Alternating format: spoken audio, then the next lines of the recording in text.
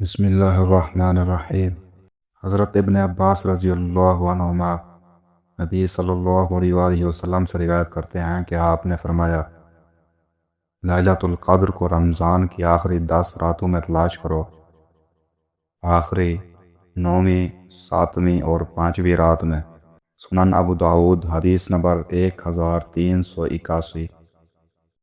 حضرت عبداللہ بن عمر رضی اللہ عنہما سے روایت ہے کہ انہوں نے نبی صلی اللہ علیہ وآلہ وسلم سے پوچھا کہ کتنے دنوں میں قرآن پڑھا جائے؟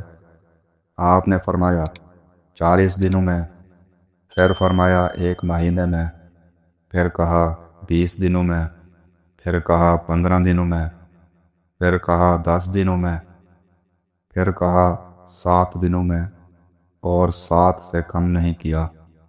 سنن ابو داؤد حدیث نمبر 1395۔ حضرت عبداللہ بن عمر رضی اللہ عنہما بیان کرتے ہیں کہ رسول اللہ صلی اللہ علیہ وآلہ وسلم نے فرمایا، جس شخص نے 3 دن سے کم میں قرآن پڑھا اس نے اسے سمجھا ہی نہیں۔ سنن ابو داؤد حدیث نمبر 1394۔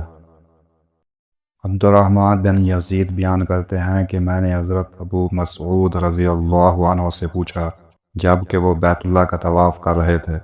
انہوں نے کہا کہ رسول اللہ صلی اللہ علیہ وآلہ وسلم نے فرمایا، جو شخص رات کو سورۃ بقرہ کی آخری 2 آیتیں پڑھ لے یہ اس کو کافی ہو جاتی ہیں۔ سنن ابو داؤد حدیث نمبر 1397۔